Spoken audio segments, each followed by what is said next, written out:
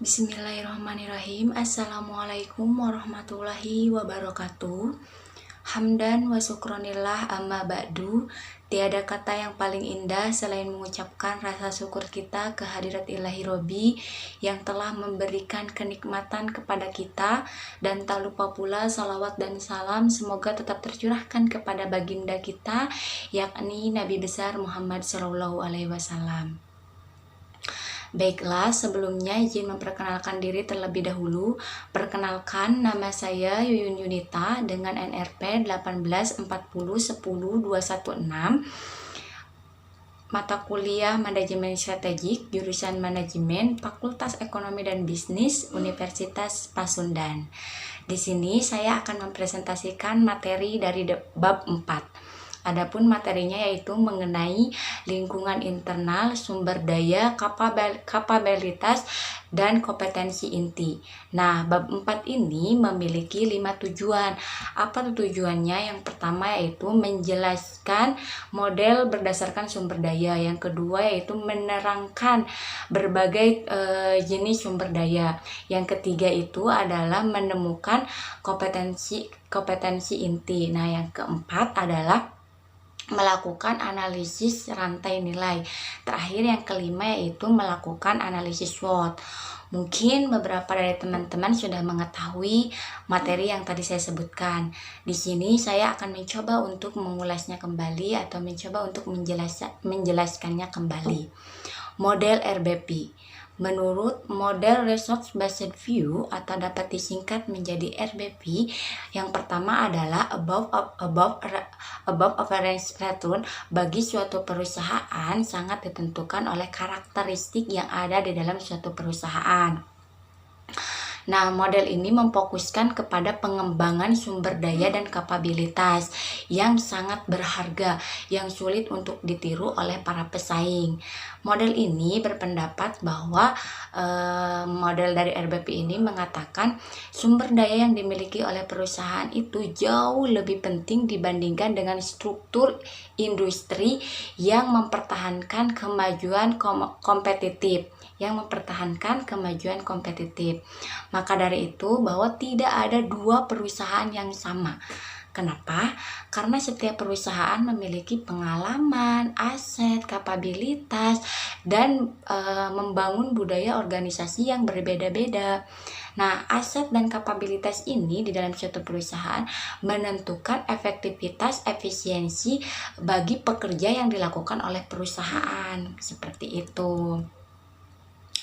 Nah, oleh karena itu, suatu perusahaan atau sebuah perusahaan bisa dikatakan berhasil, bisa dikatakan sukses apabila perusahaan itu memiliki sumber daya yang paling baik, sumber daya yang paling bagus. Untuk apa?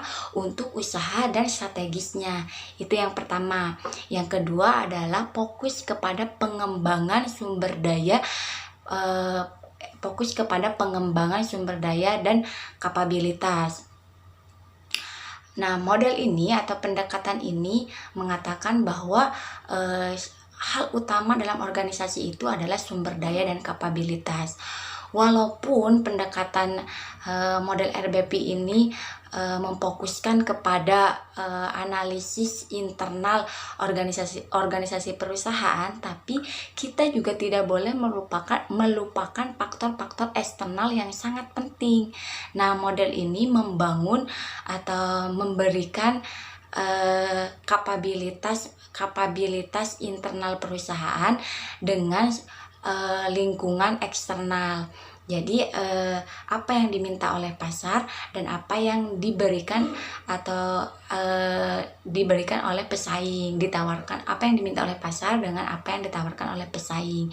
Itu yang kedua. Yang ketiga adalah sumber daya itu mencakup berbagai aset-aset keuangan, fisik manusia,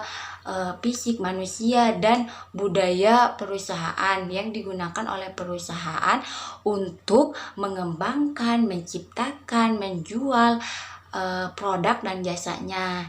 Jadi walaupun setiap perusahaan memiliki sumber daya, udah pasti ya, udah jelas perusahaan pasti memiliki sumber daya. Walaupun perusahaan itu memiliki banyak sumber daya, tapi satu yang harus kita ingat yaitu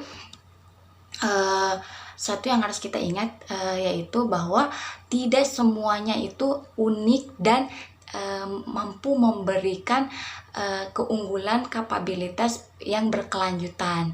Nah, bagaimana caranya supaya bisa dikatakan unik? Caranya itu menurut pendekatan dari model RBP ini bahwa salah satunya adalah kita harus memenuhi persyaratannya. Apa aja itu persyaratannya? Yang pertama adalah suka dalam hal pembuatan, pembelian, substitusi, dan tiruannya itu. Nah, selanjutnya itu adalah ciri utama dari ini adalah ada 4 ciri utamanya. Yang pertama yaitu perusahaan pada intinya adalah sekumpulan kapabilitas. Itu yang pertama. Yang kedua adalah efektivitas suatu perusahaan tergantung dari kesesuaian antara kapabilitas dengan pasar yang dilayani oleh perusahaan. Yang ketiga, pertumbuhan suatu perusahaan dibatasi oleh kapabilitas yang dimilikinya. Yang keempat adalah kapabilitas dapat dibeli atau diciptakan dan tersedia bagi semua perusahaan. Namun ada juga kapabilitas yang tidak dapat atau tidak dapat ditiru seperti itu. Nah, kata kunci dari model RBP ini pada dasarnya adalah dapat diidentifikasi 3 sumber daya yang menjadi pokok utama untuk membuat kompetensi inti. Untuk membuat kompetensi inti ada 3. Yang pertama itu adalah aset yang terlihat. Aset yang terlihat itu sangat mudah sekali untuk diidentifikasi, dapat dilihat dari neraca sebuah perusahaan. Contohnya itu seperti misalnya fasilitas produk, terus bahan mentah itu. Nah, yang kedua adalah aset tak terlihat. Aset tak terlihat ini contohnya seperti merek, moral organisasi, reputasi itu contohnya. Yang ketiga itu adalah kapabilitas organisasi. Nah, maksudnya kapabilitas organisasi itu memiliki kemampuan untuk menyatukan atau mengombinasikan antara aset manusia dan proses yang dimanfaatkan atau digunakan oleh perusahaan untuk merubah input menjadi output itu. Selanjutnya adalah karakteristik yang paling berharga, karakteristik yang paling penting itu adalah yang pertama ada 4. Yang pertama itu adalah peningkatan nilai. Yang kedua adalah langka. Yang ketiga sukar untuk ditiru. Yang keempat itu adalah memanfaatkan kemampuan dengan memanfaatkan kemampuan. Jadi dengan yang keempat itu ya memanfaatkannya dengan manfaat dan kemampuan itu. Kita bahas satu persatu ya. Yang pertama itu nilai value. Jadi yang dimaksud dengan nilai ini sumber daya tersebut dapat digunakan oleh perusahaan, dapat dimanfaatkan oleh perusahaan dalam lingkungan eksternal yang dapat memberikan keuntungan kepada organisasi. Itu dari nilai. Kalau dari langka, jadi idealnya itu perusahaan itu memiliki sumber daya yang berbeda-beda. Yang ketiga itu sukar untuk ditiru. Sukar untuk ditiru itu contohnya seperti ada 2. Jadi perusahaan itu memiliki 2 cara untuk meniru. Pesaing itu memiliki 2 cara untuk meniru. Maksudnya pesaing itu memiliki 2 cara untuk meniru.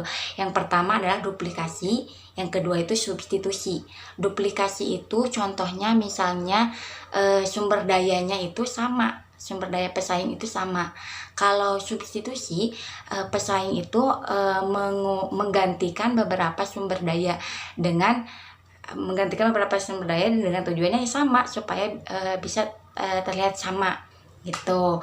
Yang keempat yaitu selain kita sumber daya yang dimiliki oleh perusahaan, selain dari memiliki nilai langka, terus sukar untuk ditiru, tapi harus berguna dan harus mampu berguna dan bermanfaat gitu. Seperti itu, memiliki kemampuan dan manfaat gitu. Ya, selanjutnya adalah yang terakhir, RBV mengidentifikasi beberapa karakteristik yang disebut mekanisme isolasi yang membuat sumber daya sukar untuk ditiru dan menjadi berharga. Di sini itu ada beberapa poin. Yang pertama itu bahwa yang poin pertama adalah superioritas kompetitif. Superioritas kompetitif ini maksudnya seperti ada dua perusahaan, contohnya ada dua restoran. Kedua ini menawarkan menu makanan, jenis makanan dan harga yang sama, dua-duanya sama. Tapi yang dipilih oleh dosen, mahasiswa, masyarakat kampus itu adalah lokasi yang dekat dengan kampus. Itu yang pertama, maksud dari superioritas kompetitif. Nah, yang kedua adalah kelangkaan sumber daya. Kelangkaan sumber daya itu adalah apakah pasokan sumber daya relatif terbatas. Yang ketiga adalah kemudahan ditiru. Nah, model RBP ini mengidentifikasi faktor-faktor yang membuat sumber daya sulit untuk ditiru. Salah satunya yaitu seperti misalnya itu keunikan fisik itu yang susah untuk ditiru. Keunikan fisik itu poin yang selanjutnya adalah daya tahan. Yang selanjutnya itu adalah daya tahan. Semakin perlahan sumber daya mengalami depresi, maka semakin berharga sumber daya tersebut. Jadi semakin perlahan sumber daya mengalami depresi, maka sumber daya tersebut semakin berharga itu. Tadi sebelumnya harusnya appropriability dulu ya. Nah, appropriability itu adalah sumber daya yang dikembangkan dan dikendalikan oleh perusahaan akan lebih berharga daripada sumber daya yang mudah dibeli atau berpindah dari satu perusahaan ke perusahaan lain. Dan yang terakhir itu adalah dapat digantikan. Apakah tersedia alternatif lain sumber daya yang dimiliki itu. Mungkin itu saja yang dapat saya sampaikan. Kurang lebihnya mohon maaf. Kebenaran hanya milik Allah dan kesalahan hanya ada pada diri saya sendiri. Wassalamualaikum warahmatullahi wabarakatuh.